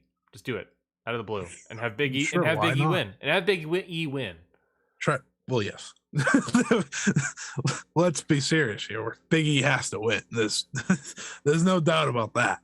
Intercontinental Champion Shinsuke Nakamura will be facing United States Champion Damian Priest. Odds that you knew that Shinsuke Nakamura was Intercontinental Champion until you just read it. I thought he was. I would have said yes. Because I forgot the other day, and I was blown away when I got reminded. Damian Priest. That's the problem with Survivor Series. Is like I think to myself of like, why does this show matter? It feels non-canonical. This show. Yeah. All right, we got to call timeout. I'll be right back. Yeah, I'm just getting up in the middle of the stream. You can do that. You have to. Do you have to? Go for it. I'll talk. So yeah, the show feels non-canonical just because I don't know that it's just. What are we doing? What are we doing, WWE, with their things? You got Shinsuke Nakamura here, the IC champion. Feels ice cold in this company. Damian Priest feels like they're pushing him.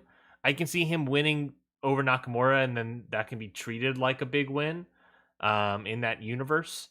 So I can see Damian Priest. I think WWE really likes Damian Priest, and I think every once in a while WWE like properly tries to protect a guy. And I think they're doing that with Damian Priest. I think they have plans for him, and I think the plans are an eventual future star, which I don't disagree with. I think that's the good move for them to do. But yeah, so I don't know. I think Damian Priest could win here. I don't freaking know. Let's move to the. Oh man, I don't want to do this. I don't want to talk about Becky Lynch, Charlotte Flair until Scotty gets back. But let's talk about this god dang Raw versus SmackDown elimination tag team, the Survivor Series women's match. Bianca Belair, Team Raw, of course. Bianca Belair, Carmella, Liv Morgan, Queen Zelina, and Rhea Ripley. Against Team SmackDown, Natalya, Sasha Banks, Shayna Baszler, Shotzi, and Toni Storm. The big weird storyline stuff is that they announced all these teams on like the mid-afternoon of a random Saturday on social media, and then the storylines have been like kind of replacing people and putting them in. Like Aaliyah was in this match, and then Toni Storm got put in. I think Shotzi was a mystery person, maybe. I don't know if there was anything at the Raw side. I don't remember. I don't quite remember. But the whole concept of it is obviously Survivor Series. So the big predictions are who's going to win, but more so who are going to be the final people. They're teasing the idea of Sasha Banks having the most Survivor Series eliminations. I think they said she was down one. I don't know by how many eliminations, but she was down by one person who has more eliminations than her, and that's Natalya. So that could be interesting, maybe. You can have Natalya lose and Sasha Banks do these things. I can tell you who I think should win, or who I think should be the sole survivor. I think your sole survivor should be like Bianca Belair and Liv Morgan. I think the two of them should be the sole survivor. I think Liv Morgan, you're pushing her to be I think she is the number one contender for Becky Lynch's Raw Women's Championship. So I think having Liv Morgan be a sole survivor will look good for her. And Bianca Belair, we talk about this a billion times. Bianca Belair needs something. She needs to come back and be something. So I think her and Liv Morgan being a potential sole survivor could be a great spot. Scotty, you're back. I talked about the entire card. I blew through it while you were gone. How are you doing? There's no way you blew through it. You're on the women's tag match. Dang, he found me out. Do you have any thoughts about the women's Survivor Series match? I do. I think Liv Morgan should be the sole survivor. I think that would mean Raw wins again. Mm-hmm. Shit. Yeah. I guess it doesn't matter. Like I said, who cares? There's no stakes. Who cares who wins? Well, there's still 3 matches other than that too. So yeah, it just doesn't matter. This is true. Who gives a shit at the end of the day? I was saying that I think I would love to see Bianca Belair and Liv Morgan be the sole survivor, because Bianca Belair needs something, and Liv Morgan, she's your number one contender, so why not have her be the sole survivor? Well, I like both of them, so that's why they should be sole survivor. Team SmackDown probably doesn't like each other either, because Shotzi and Sasha hate each other. Yeah, I'm in agreement. The only person I could see maybe be sole survivor for SmackDown outside of like the boring choice of Sasha Banks is Toni Storm. I think it'd be a good spot to put her in to be that sole survivor and make her look good. They've randomly remembered the other day that they had her, or last week, and now she's trying to challenge Charlotte for the title. And I don't think it would be out of the question to have her win here, maybe build her up more, and actually have her beat Charlotte. Because Charlotte wanted to put over Bianca a few month ago or so, remember? And I wouldn't be shocked if Charlotte said, "Oh, let's put over Toni Storm." Reportedly, via Charlotte said that. Yeah, well, I don't really like Charlotte at all. I don't believe anything she says. But I like Toni Storm. Wouldn't mind if Toni Storm had some shine, but I like the idea that you had of Liv or Bianca. I think that would be a good spot for them. Let's kind of just go straight into that. The non-title, of course, Raw versus SmackDown match. Becky Lynch versus Charlotte Flair. Obviously the story is all of this is what's happening seemingly behind the scenes between the disdain and hatred between the two of them. The shoot interviews that they're having. Dalton Castle won the television championship. Whoa, spoilers, man. Oh shit, sorry. I didn't think you would care. Sorry. Anyways, no, I don't care. I don't care. Good for him. Good for him then. That was so funny. You're like, what the frick? What were you saying? Becky Lynch versus Charlotte Flair. Yes. Okay, I have an angry I have a few angry thoughts about this. Real quickly, though, my question for you is: do you think it is a work or a shoot? I believe it was a shoot at the beginning, and now it's all work.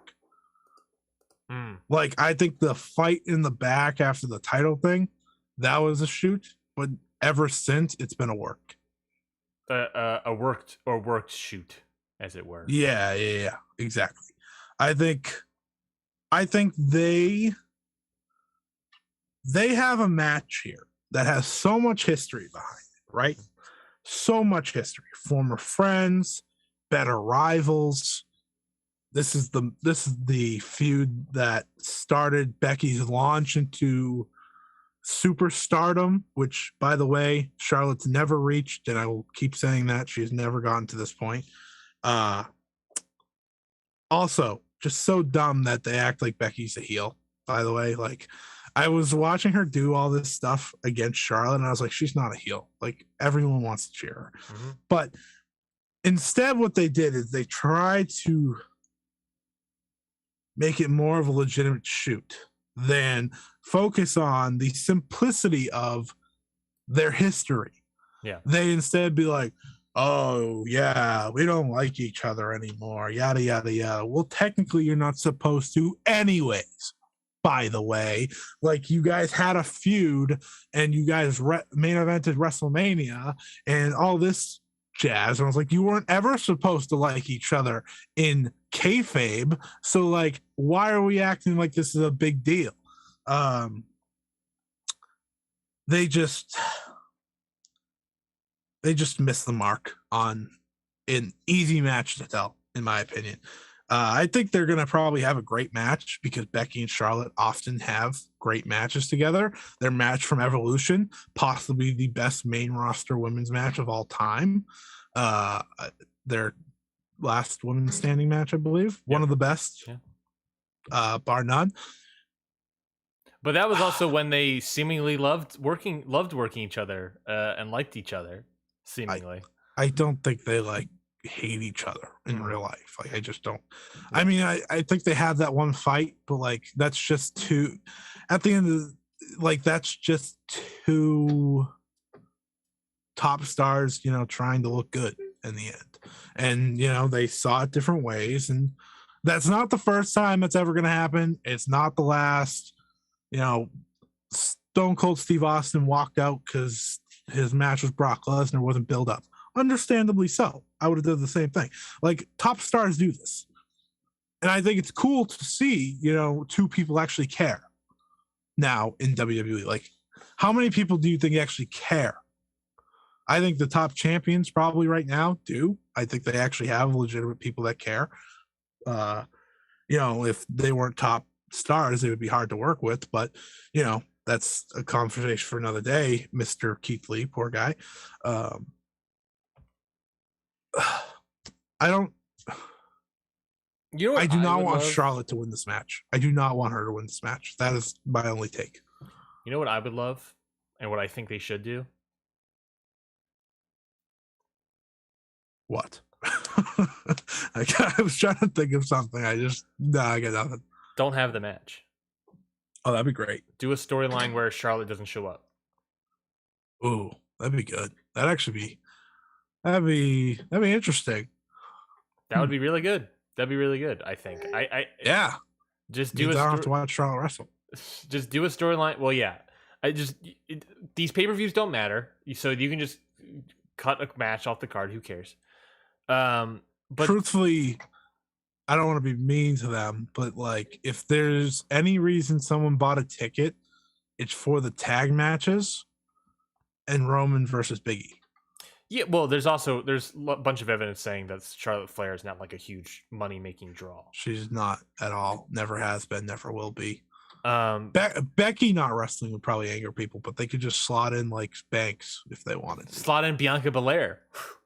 Well, they're both on Raw, so I know. We'll do a SummerSlam rematch. Oh, they could just make it a title match? Yeah, why not? Bianca Belair, sole survivor. She can then do the SummerSlam thing. That's fun. I mean, I wouldn't be against that. Either that or just like give someone some shine on SmackDown against Becky Yeah, that's not terrible. I think I like because what does that do? I mean, it plays into this whole thing, right? Yeah, it plays into the whole story. If this is a work, a good idea would be just don't have the match, don't have it so Charlotte doesn't show up, because then you get more heat on Charlotte. You get Becky be the face a little bit of this feud, and it is more heat. That might that might be a Louis take, but I think that could be the idea here. I think it'd be a cool thing. I mean, I would rather see that and have Becky Lynch face like Bianca or Liv or Toni Storm or something than Becky versus Charlotte potentially like fake shooting on each other during a match. Oh, they're gonna fake shoot. I'm gonna be so upset. I think that could be fun. I think you can continue. I think you could you can turn this into more money by doing that. Because then what? Yeah. You do a match down the line. I mean, WrestleMania, Royal Rumble. I wouldn't be against it, but I doubt it. Yeah, I doubt it too. Yeah. We gave more thought to this match than they probably did. Survivor Series men's tag team match. Team Raw, Austin Theory, Bobby Lashley, Finn Balor, Kevin Owens, and Seth Rollins. Originally, Mysterios were on here, but they got replaced. Versus Team SmackDown, Drew McIntyre, Happy Corbin, Jeff Hardy, King Woods, and Sheamus, with, of course, Madcap Moss and Ridge Holland in the corner. I have a take. Sure. This will be very good. I feel like out of anything on the Survivor Series cards, at least the traditional tag team matches usually, deliver in aspect. Yeah. You got a lot of talent here. Plus Happy Corbin and Austin Theory. Austin Theory's good in the ring, at least. We don't like him for what he did, but as a wrestler, he is good. Mm-hmm. Big spot for him too. Very big spot for him. Oh yeah, tells you a lot. It's gonna be a fun match. I mean, you got last year they ruined it. Last year they had Seth Rollins do the Messiah thing, which was very cool, but at the same time, it's dumb. It was out of nowhere and never explained. Yeah, they never did anything about it. It was just to get him off TV so they could have the baby. But whatever. Gonna be a good match. Who's the potential sole survivors? I don't think Austin Theory will be a sole survivor. I don't think they're going with the young gun here. I feel like SmackDown has to win this match probably. Thinking who should be the sole survivor. They probably won't have Jeff Hardy do that. They won't have Sheamus do that. I could see Drew. I think, we're not trying to make a star here. We're just gonna have Drew be Drew here. Yeah. And I could see that be the first step in getting him back to the top. Thankfully for him, since going to SmackDown, he's gotten the reactions back. They've just been very simple. They're like, okay, let's have him go do an open challenge, wrestle good people, have good matches. What an idea to get someone over, by the way. So I think Drew McIntyre as sole survivor makes a lot of sense. I like that too. I could also see, King Woods maybe being there as the sole survivors. That was my other thought. On Raw, if anything, Bobby Lashley and maybe Seth Rollins. Finn Balor maybe as well. I agree. I think SmackDown could win this. Again, it does not matter. I just want to see a good match that has little to no story. And by that I mean outside nonsense story. I just want to see some good wrestling between all these guys, because all of these guys can go. Even Happy Corbin. Yeah. At his best, he can go. I will give him that credit. I remember him in the King of the Ring a few years ago when him and Chad Gable were having that. Chad Gable should be in this. Idiot. What am I talking about? He's in the Battle Royal. Of course. Yes. But yeah, they can all go. It should be a good match. I'm in agreement with you. Let's not bring outside story into it. Let's just have a nice match. Yeah. Just do the match. Yeah. For once in your life, do the match. And finally, your main event, of course, is going to be Big E, the WWE champion, against your Universal champion, Roman Reigns. This is juicy. Big E, on the run of his life, He just was at the big boxing fight yesterday. I saw he was doing the big announcing. This dude's like becoming mainstream every single outing, and it's great. And then there's Roman Reigns. They're working hard to get him out there more. And well, I know he's friends with that guy, so like I think he was actually asked to do that. Perfect. It wasn't more WWE on that one, but yeah, they're getting him out there more than they ever got anyone else out there in a while, and I think it's just because he just has that charisma to him and whatnot. But I think this is that match that you're waiting for Roman. You know, Roman doesn't have many challengers that can beat him. He doesn't have many competitors that can take him down. And Big E is that. I always thought Big E should be the guy to beat him at WrestleMania next year. They, of course, went the other way. They didn't do that. It is what it is. I always thought Roman Reigns losing to Big E made a lot of sense. They're telling a story between Roman Reigns, King Woods, and Kofi, and I'm gonna say the New Day, but it's just those two, so it's not the full New Day. I think that day one pay-per-view they could potentially be doing Roman Reigns versus King Woods for the title, and I think that would be actually a very smart choice. Everyone loves King Woods. I love Xavier Woods. You're probably a fan of. I think everyone loves the New Day. I don't think that's a crazy thing to say. Xavier in his hometown of Atlanta. Exactly. Perfect match. You have everyone cheering for him except for maybe Ryan Neitzey. You're booing King Woods. Boo. You turned heel on everyone. Boo, monarchies. You're doing the right thing. You're acknowledging. I'm a democracy guy. That'd be so oligarchy, no boo. I just wanted to give a shot at you. But that's then. And I think maybe a way to continue that is you pull off the shock in the main event for the first time in forever, and you actually had Roman lose. It's not going to happen. Roman's winning this. But if anyone were to beat Roman Reigns in current form, Big E. Maybe that's our gimmick with WWE pay-per-view previews. Is just us saying what should happen and acknowledging that it won't happen.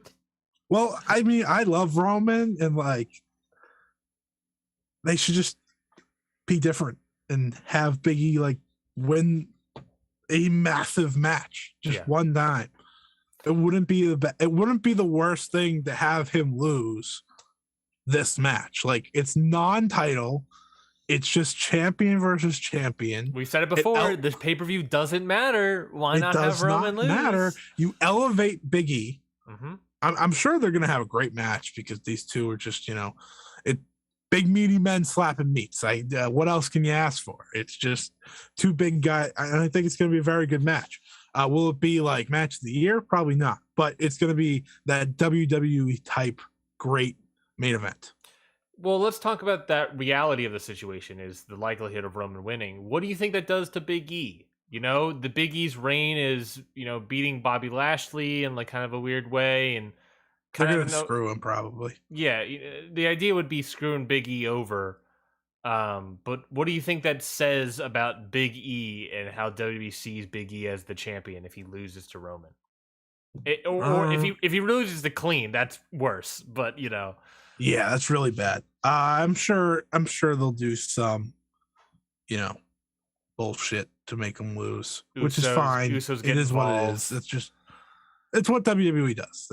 It's what they do. And at this point, Xavier Woods and Kofi make the save.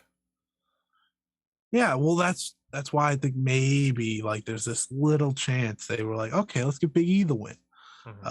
And I think that would actually be interesting because you'd have a over the top angry Roman who lost the match that he can't get back.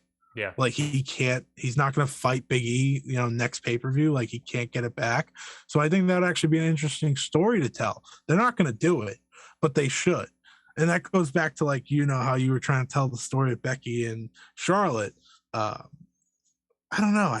I think if SmackDown were to lose the night because Roman Reigns lost, that would just that would be like easy storytelling. He brings his wrath to SmackDown. It's actually interesting. You build to that give match. Him something new. Just give him something, a new character quirk. Right. You know, like they. It's not Roman's fault that they keep making him do the same thing. Like he's just he doesn't have control over anything. He probably is like, here's who I want to wrestle, and then they're like, maybe. But I think he has such easy feuds right now on the roster. King Woods, Jeff Hardy, 2 guys instantly he's gonna get booed against. Ultimately, Drew McIntyre at a big pay-per-view. Like they have a couple guys now, new guys. Just build a fun story. Let Big E win, or just have him get screwed over. And then there's doubt. Oh, maybe if Brock Lesnar comes back, he will beat him. So on, whatever. I'm just putting too much thought into it. No, I like it. Well, that Survivor Series, of course, is going to be on tonight. If you're listening to this, it's happening tonight. So boot up that Peacock, folks, and watch it, or don't, or just don't watch it after the releases, and don't support the company, or stream it if you want to see some matches. Yeah. Find it on a totally legal streaming site. Speaking of totally legal streaming sites, War Chamber. I didn't have a thing here. We can end the show, Scotty, or I know we both wanted to talk about this show, but we have to talk about this. We have to. So War Chamber was on. War Chamber, MLW did their War Chamber show on Wednesday on Fusion or Alpha, where the hell they're. I thought it was War Games. It was War Games originally, like many years ago, but then NXT was like, no, that's our copyright, and then they had to change the War Chamber. But it wasn't even a War Games. Oh, you're right. It wasn't actually a War Game. You're right. I didn't even acknowledge that. That's my whole point. It was one ring that had barbed wire on top. I totally forgot about that. It was one ring. It had 10 men in the smaller size MLW ring with a steel cage that had barbed wire on top of it. And not even like terrifying barbed wire. It was one strand. I went through the entire match and I did not even recognize. Oh my God. That was the first thing I noticed. I was like, what is this? Like, what am I watching? I loved. We got it. You loved what? There was nothing to love about this except for the end when Jacob Fatu destroyed Contra. There was nothing else to love about this. I loved how we got to kind of spoil that Jeff Cobb is coming to the promotion. They debut him, so they get Jacob Fatu out in the ring first. Cool, that's cool. And then there's like, who's the next person? And then it's like. The graphic plays, it says Matanza Duran, and the crowd's like, wait, what? And then Dario and Matanza come out, and we're talking Matanza, Lucha Underground, the jumpsuit, the mask, all the gimmicks. The key. Interesting. His last name also changed. The key and everything. All the gimmicks. And everyone's like, oh my God, the commentary. Oh my God, it's Matanza. And then he takes off the mask, takes off the thing. It's Jeff Cobb, the guy who played Matanza. And then they're immediately like, oh, wait, no, that's Jeff Cobb. But he used to go by Matanza. But they're here or there. He's here to wrestle. And then they call him Matanza Duran, and he's wearing the Jeff Cobb singlet. I mentioned this before in a previous episode, how dumb that is. Just have him wrestle as Matanza. Why are you changing it to Jeff Cobb? Who cares? If you're not going to put him with Will Ospreay, who apparently is coming to this promotion, which also, when is that? I don't know anymore. Either way, I did like Matanza versus Jacob Fatu starting. I thought that was pretty good. And then the match just got dumber and dumber from there. We got Sentai Death Squad soldiers 1 and 2. We can't find. It doesn't help all of Contra's back. We can't find Fatu. We can't like find they're all two not more good guys. We can't find 2 more guys to be on Contra unit for this match. Where's Simon Gotch? Oh no, we really don't need him. Well, he's busy shooting on Enzo. It was so bad. Like, yeah, Colin Fatu was fine. they were in the fake War Games match. Why was Savio Vega in here? That absolutely blew me away. I was like, what am I watching? All he did was pretty much lay down on the ground once he got in there because he was probably gassed. It was just so bad. NJ Naduka, that man, wow. He's cool. Former NXT recruit got cut. Raw as can be, but he's got something there though. He got good intensity. Yeah. I mean, he's got the look. I don't know if MLW is the place for him to get better necessarily. Sure isn't. I can't believe Will Ospreay's going here. When? I hope he saw this. Nope, it's November now. I don't know. You would have thought they would have announced his match. Did they announce his match? Is he gonna team with TJP? Wait, hold on. Wait.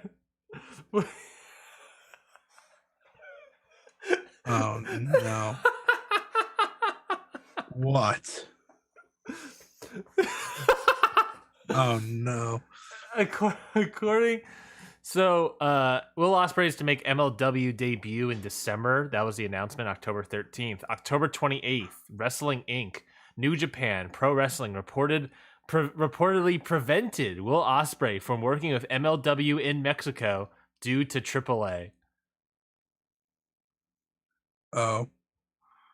It looks like that December. I wish you didn't say in Mexico. Well, it's because they're in conjunction with the Crash, which the Crash works with AAA, which AAA is rivals of CMLL. But if that's the case, if that's true, if the Mexico tour is their December taping, and that's where Will Ospreay would have been, now Will Ospreay is not coming to this company at all.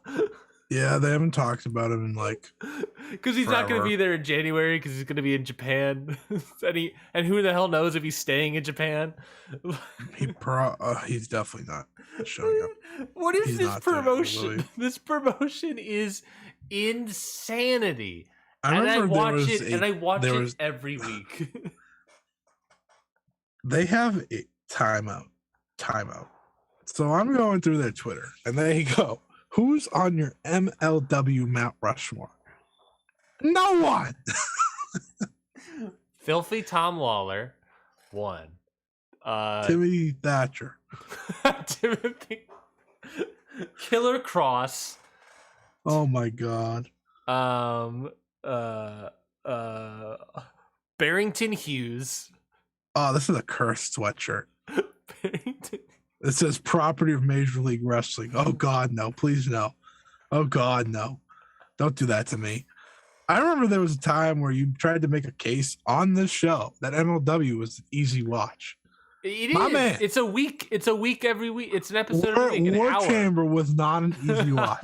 It was the most difficult watch I had all week, and I watched NXT 2.0.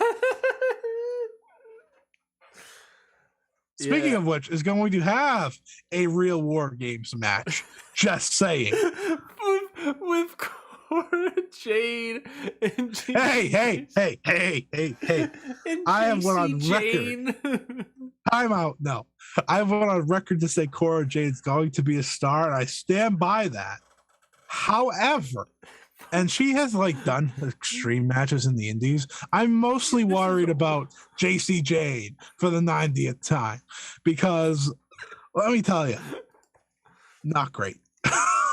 I don't care if Cora Jade has done some deathmatch wrestling on the indies. She is 20 years old. She has had 2 years of wrestling experience. And she is Cora Jade's a star. I'm telling you, no one listens to me. And she's gonna be in a freaking War Chamber match. No, not War Chamber. War Games. War Chamber's a stupid cage with a no. Where's William Regal? Where's William Regal? Let's go. You know what? Let's go off the rails a little bit more. We're already off the rails. That Impact is doing a Knockouts X Division match. Yes, I saw that at Hard to Kill. You want to talk about dangerous? Who are they going to put in that? I don't know, man. I was thinking about it. I was like, oh, that's cool. And then I was like, oh, wait. Mickey James and Deanna are in the title match at Hard to Kill. Hard to Kill. And I was like, oh, what are they gonna do? Well, we're gonna have here's what we're gonna have. Alicia's gonna be in there. Well, she's hardcore. Oh god. Oh god, no. Oh god, please no. Maybe Su Yung. I don't know where she is. She may be injured. I don't actually know. So if not her, then maybe like Kimberly. I'm gonna call. Think of how funny that name is, Kimberly. It's pretty good. I think Jordan Grace. You're mocking me, aren't you? I think Savannah Evans. Tasha Steelz, baby. Tasha Steelz, maybe. Shit. There's and then maybe like Tenille. I don't know how many people are in the I think 6. So Tasha, Tenille, Su Yung, maybe Savannah Evans, Su Yung / Kimberly. Don't like any of this. Savannah Evans, Jordan Grace, Organs, Alicia. Oh, Chelsea Green might be in it. She's definitely gonna be in it. Thanks for the. We need to end the show. No, let's just get it. This has been not the worst show we've ever done, but it hasn't been great, and it's not our fault. We don't have content. We had content. Our content this week. No. Our content this week was WWE Releases, which evergreen content. Survivor Series. See you in 2 weeks, folks. War Chamber.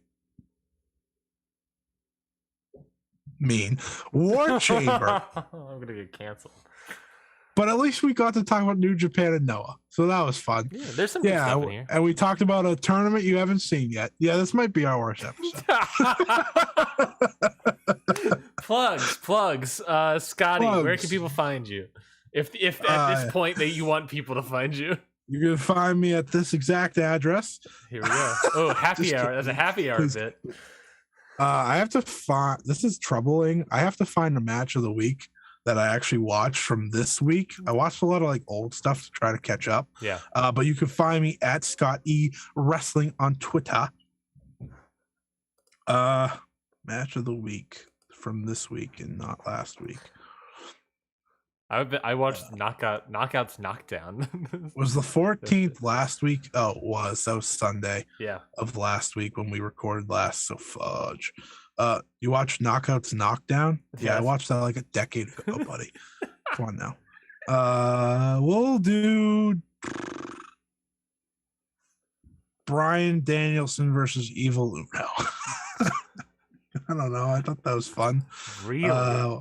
Wasn't a great match. It was good. Bryan Danielson was very mean. I enjoyed that. Jade Cargill versus Red Velvet wasn't that great, but it was fine. Oh, wait a minute. I have a match. Nope. Never mind. You can follow me on Twitter at Ryan Neitzey. You can follow the whole network at CountOutPod. Ring Post really doesn't have a Twitter account. I don't know if it necessarily should. It would probably just be like an aggregate of links. But, maybe that's something. I have no idea. But at CountOutPod is where you find the network, of course. If you like the show, subscribe. If you like more nonsense of what we do, subscribe to the show, of course, wherever you get podcasts. Leave a 5-star review on Apple Podcasts. We would greatly appreciate it. My match of the week is from not GCW. Well, kind of. It's from Ring of Honor. It is the GCW tag team title match between the Briscoes, AJ Gray, and Effie. I thought that was a really good match. It was a good GCW style plunger match. Effie got destroyed through a table at one point. I think it was a frog splash from the top rope to the floor. Just unbelievable. This match was pretty good. It was not great, but it was pretty good. Effie killed himself. I love Effie's new thing of just killing himself out there. AJ Gray is a great wrestler. So that's what I would recommend. It's from Ring of Honor, Honor for All on November 14th. So yeah, those were all the plugs and everything.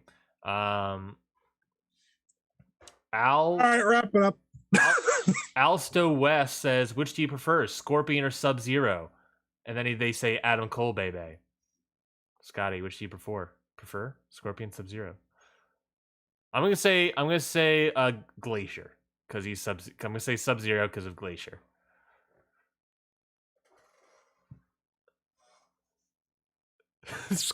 I've killed Scotty. There's nothing left in him. There's nothing left. It says my internet connection's unstable. That tells me all I need to know about this show. All right. Well, see you later, everybody. It was a good ride.